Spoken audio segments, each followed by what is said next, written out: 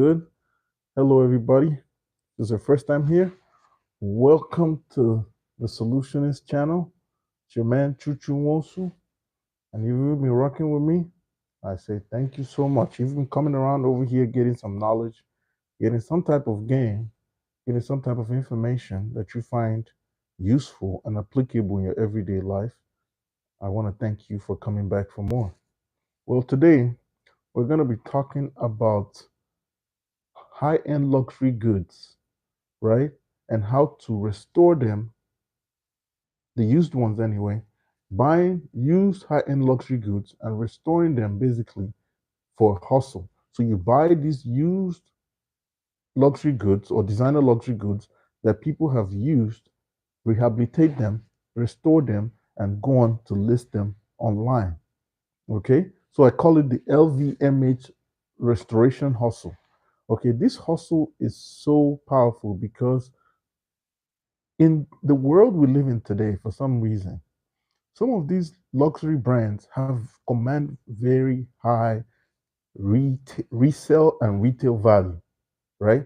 For example, right now, if you walked into, say, for example, a Prada store, okay? You walked into a Prada store to buy this Prada loafer, okay? It's going to cost you anywhere from 700 to about $1,300, okay? For this footwear, all right? This is what it looks like. This is a Prada loafer, okay? So, and that's okay. If you can afford to buy that brand new, that's not a problem. More than likely, this video is not for you. Maybe it is. Maybe you used to be that guy, used to be a high roller. Now you're not rolling so high no more. Or now you decided to be a simplistic guy. Or now you decided you simplified your life and you became one of those minimalists and you decided to sell or get rid of some of the high-end designer stuff you have in excess, right? This video is for you. So some of the brands we're going to be looking at today is Louis Vuitton, Dior, Tiffany and Co, Fendi, Bulgari, Celine, Moet and Chandon, and so many other luxury brands, right, that are involved, that you can actually involve in this hustle. Because there's a lot of money to be made here, right? When you look at basically the value, you know, value is just the difference in price. So, for example, the person, like, say, this shoe I bought for whatever price I bought it for. Let's say I decide to sell it somewhere, posted it on maybe some local site. Let's say Craigslist, for example, and then someone goes on this local site and decides to buy the shoe, right? And let's say I have it listed for $500. They're able to get it for 350, and getting it for 350 is presumptuous on the fact that they could sell it somewhere else for 700. Now, a $350 value has been created. Okay, so now the total value is 700. This person goes on to sell the shoe for $700. They've made $300 profit. So this is the kind of hustle that I'm trying to put you guys on today, okay? So basically, how do you get these products? It's very simple. You just source them from local websites, right? One of the most common places to get some of these goods from, you have to look at websites that the average commoner uses. The average person, the website they would go to get some of these luxury designer goods. Okay? When I think of a local website, I think of Craigslist, right? I think of Marketplace, Facebook Marketplace. I think of OfferUp. I think of McCary. I think of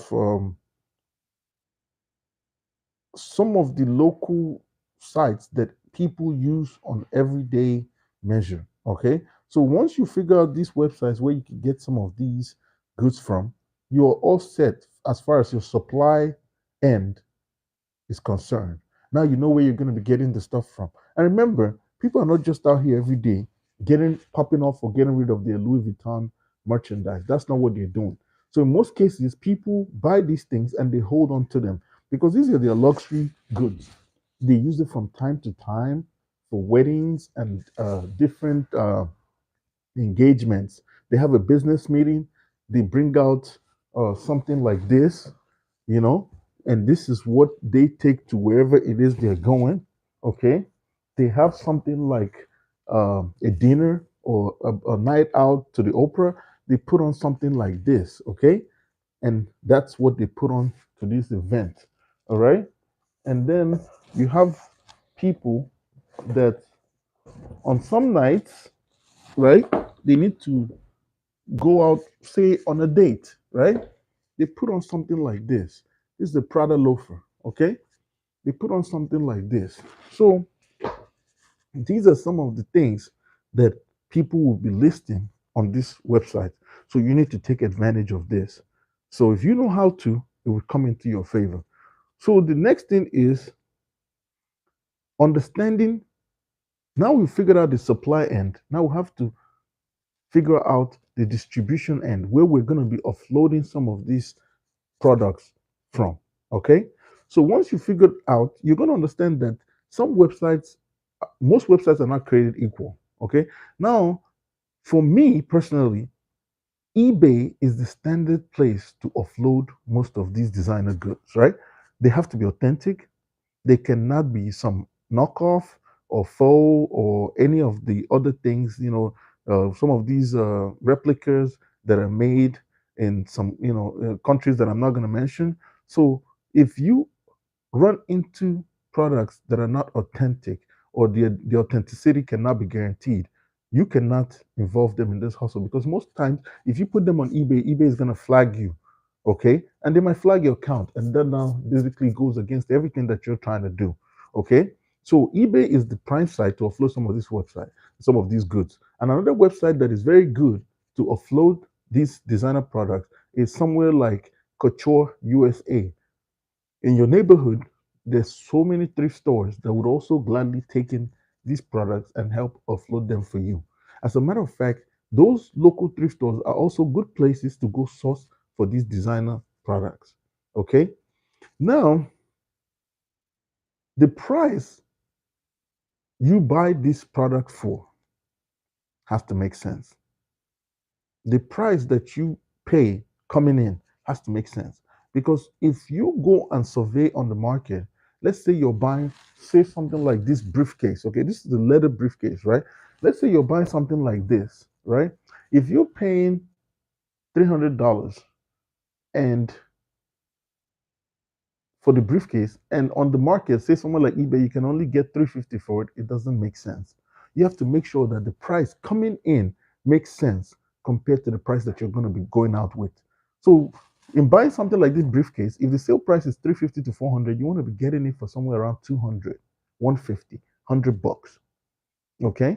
So if you get it for something like 50 to 100 bucks after rehab and polishing is at 150, now you could post it for 500, and if you get 400, that's a good day on the market.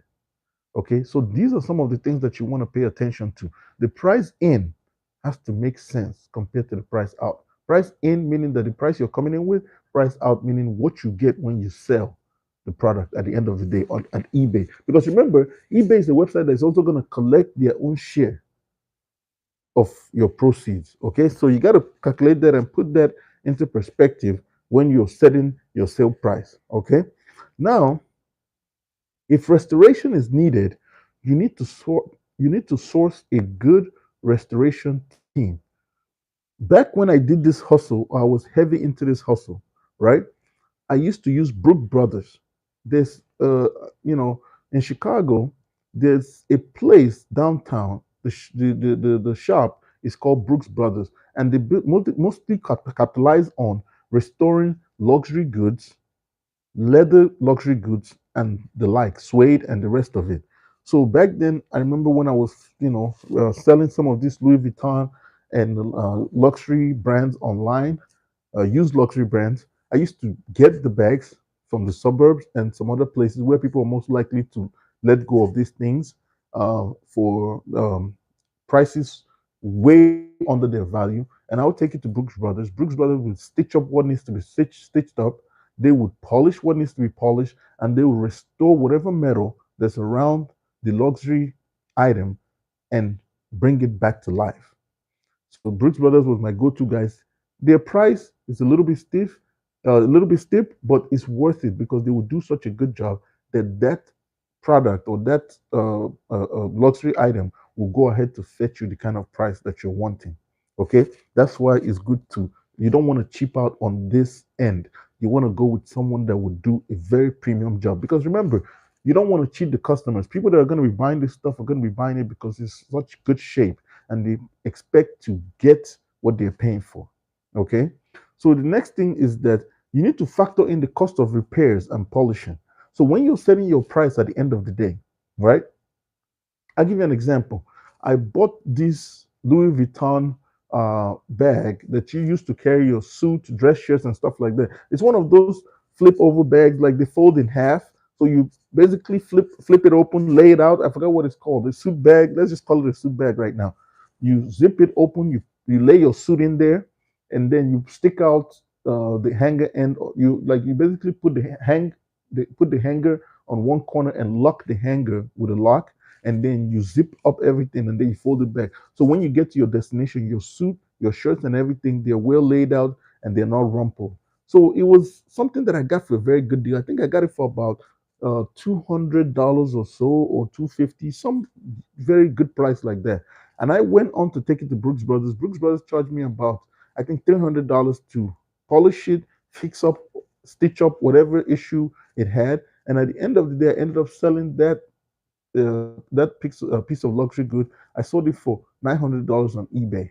So you see, that was worth it. 200 in plus $300, about 500 in, $500 in total. And at the end of the day, I sold it for $400 profit at 900. So these are the kind of things that I'm talking about. Okay, so you have to factor in the cost of repairs when you're setting your final price. And of course, in that 900, eBay took some of their money too. But even with the money that eBay took, I was still at a profit. Okay. And don't forget, eBay is not the only site. There's still that coutureusa.com and so many other sites that you can use. You can even put it on Marketplace after you restore. You know, if there's real demand for the product, you will get the value regardless of where you post it after restoration, right? So people that find value in whatever it is that you listed would come for that item. All right. So the next thing you want to do is that once the item is ready, the luxury good is ready, right? You want to take the best pictures possible in good light, in good environment, because this is a luxury good. So you don't want to take pictures of it in basically an environment that is not aesthetically pleasing, in a place that shows you as trashy, or basically an environment that does not basically portray this luxury good in good standing, right? So when people are buying luxury goods, they're expecting that the person that they're buying it from is someone of high society, someone of high esteem, someone that has good taste. So when you're taking picture, you have to show people that you have good taste by placing the item that you're taking a picture of, the luxury good. You got to put it in a good environment, in an environment that is aesthetically pleasing, somewhere maybe next to other luxury goods. So that when you take the picture, so the onlookers are looking and saying, wow, look at that piece. It's so beautiful. And look, he or she even has other luxury pieces over there. I would like to buy this item. So you have to pay attention to the environment, to the surrounding of the item that you're taking a picture of. You have to place it in an aesthetically pleasing environment so that the picture captures the true essence of what you're trying to sell. Okay? There has to be good lighting. There has to be good, the environment has to be clean. And finally, it has to be aesthetically pleasing to properly project this item that you're trying to sell to people that are looking. Because remember, people are just looking from the internet. The picture is all they can see. And if you don't represent the product well through the pictures, people are not going to understand what you're trying to sell. So you want to take proper pictures in good lighting, aesthetically pleasing, and a very good environment. And actually, if you can, place some comparable luxury products around it to let people know that this is not just a fluke, that you are about that lifestyle. Okay. The next thing is, you have to, if you decide to sell it through eBay, you're going to need to set up your PayPal account. Okay. And then, if you can, it's even in your best interest to get the PayPal credit if possible. Okay. PayPal has the PayPal credit, and it's something that I advise you to get, because you get PayPal credit, right? It will be a credit card and a credit limit provided to you by PayPal. And with that credit line, you can basically use it to buy more luxury items to sell on eBay. Okay, because eBay is I think eBay owns PayPal, and PayPal is one of the most encouraged uh, payment method that eBay pushes out to its customers. They encourage you to use PayPal because with PayPal your payments is secure. That is the selling point that they offer, that they sell to customers. So you want to set up your PayPal, get the credit line if possible, because the credit line will basically provide you with money to keep running this whole hustle. Okay, and then in the whole process of doing this, all you have to do is just accumulate cash. So you just basically wash, rinse, repeat, wash, rinse, repeat. Buy products, restore, take good pictures, post on eBay, sell, take your money, go back, buy some more, and keep doing the same. And as you do this, you will notice that your money is going to keep accumulating and accumulating and accumulating. Okay. So all you just have to do at this point is just reinvest, save, reinvest, and then diversify. So maybe you could start with something like luxury watches. Okay, you could start with a watch like this. You could start with a Rolex. You could start with Louis Vuitton bags. You could start with Gucci luxury items. And when I'm talking about luxury items, you want stuff that the brand new retail value of the product is over $1,000, so that there's a lot of room for you to make profit. When you buy stuff that is the brand new at the Gucci store is $300, there's not a lot of room for profit there. So you want to basically focus on high ticket items. Okay, and most high ticket items are handbags, briefcases, leather traveling bags, some shoes, and so on and so forth. These are things that you want to focus on because that's where the value is. Okay, so you, like I said earlier, reinvest, save, invest, save, reinvest, and then diversify. Go into other areas of luxury goods. Before you know it, you'll be a well-established person in this line of work. Okay. So another thing to do is that you need to source new ways to get inventory. So if you're doing well in this business, you're seeing profits, of constant profits of anywhere from $150 to $400, $500 or more. You need to start sourcing new ways to get your inventory. Because when you source new ways to get your inventory, you source cheaper ways to get your inventory, you're getting inventory from places that allow you to make more profit or increases your profit margin. It's to your benefit. Okay. Let's say, for example, things you used to get for 250, you could source a place to get it for 150, or places people are just trying to give it away for $100 because they just want to get rid of it. There's a lot of rich people in the United States, and they're the highest consumers of luxury goods, especially this kind of luxury goods I'm talking about, because rich people don't buy these things because they're Louis Vuitton. They buy them because they're the best quality and they will serve them over a long period of time. Because when a rich person is buying something, they're buying it based on cost per use. Okay? And when other people are buying stuff, they just buy it because they like it. Rich people are more calculated, other people are not. So because of that, once they've gotten their cost per use out of the product, out of these luxury goods, they don't mind letting it go for some little to no money. Okay. So those are the places you want to dig into and source for ways to get new inventory. You want to look into suburbs, rich suburbs where they have like Salvation Armies. You want to look into thrift stores in rich suburbs. You want to look into just places where they do clothing exchange or exchange of goods, or where people can go sell the things that they value or things they just don't want to give away. And you want to find out these kind of places in neighborhoods where the social status of people that live in that neighborhood is a little bit on the high side. So that's where you want to look. So once you find this place, all you have to do is just do the same thing. Just repeat: invest, save, reinvest, and diversify. You just want to keep doing the same hustle and accumulating your money. And before you know it, you will be someone, a force to be reckoned with in this business and on eBay. Okay. So eBay has some items you can rehab as well.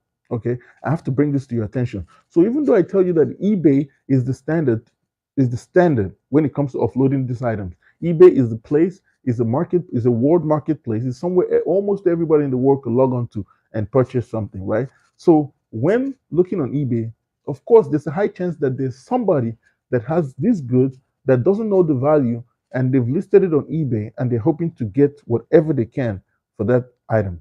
So do not neglect eBay as a source to get some of these items, rehab them, these luxury goods, and put them back on eBay.